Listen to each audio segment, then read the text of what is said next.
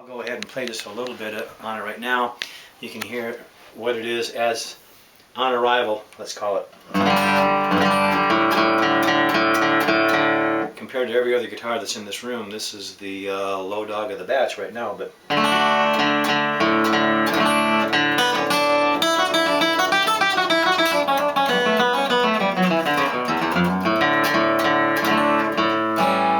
right now, to my ear, it sounds very stifled and held back, and also too it's extremely peg head heavy with these lead-filled Rover Rotomatics on it.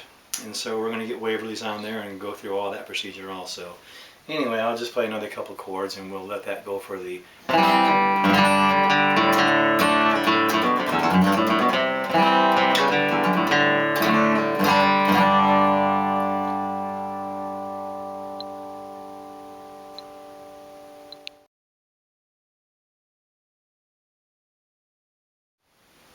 Alright, this is the 69 Brazilian D-28 that we got in. It needed a lot of work. The bridge right here is 140 thousandths to the rear more than anything Martin has made. I have a bunch of Martin dreadnoughts here and I measured all of them and they all measure the same except this one, 140 thousandths that way. So we had to scoot the entire neck this direction. It's called the scoot. And if you can see the 14th fret, rather than being on the binding edge, technically it's actually inset to the binding edge, because if it weren't there, there wouldn't be enough meat on the bridge to put the saddle on it, on the bridge even. So anyway, we did that. This is another bridge. It had the big old honky, this big Brazilian rosewood bridge plate in it that we took out. It's got a herringbone specs bridge plate in there now, made out of Honduran rosewood, which leveled the top really nice.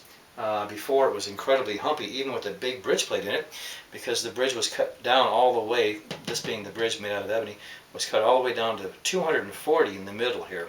So that tells me they took 100 thousandths off the bridge to compensate for the factor that it needed a neck reset.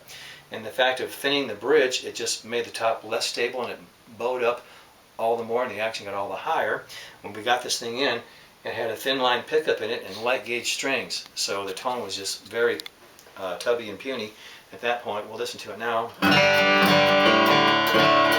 This guitar actually shakes your ribs when you play it.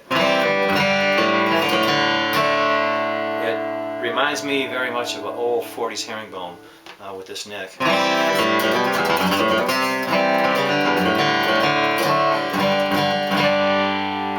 I'll try and play something slow on here where you can hear the tone of it.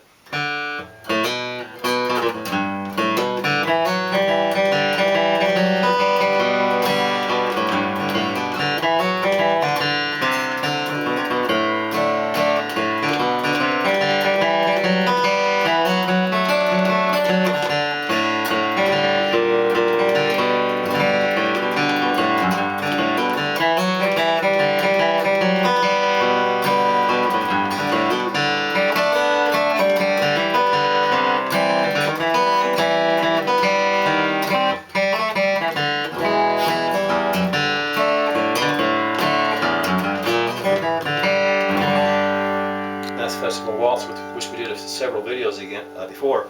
But anyway, it gives you an idea what it sounds like. This thing's great, every position. It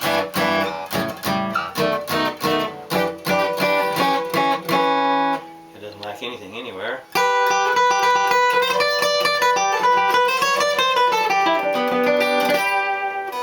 Again, it has sustain from now on.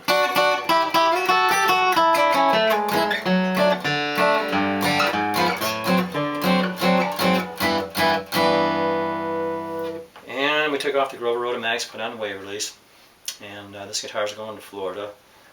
And very, very happy with how it come out. It's the most problematic Martin guitar I've ever done, with the neck scoot and all. I had a crack here. I had one right there we can't even find anymore, which is the way you'd like them to be.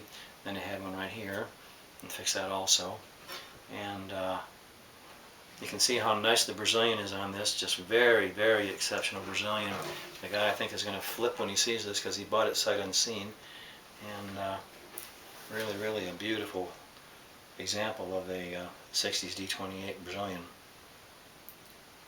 So that will wrap up another episode. Thank you for watching.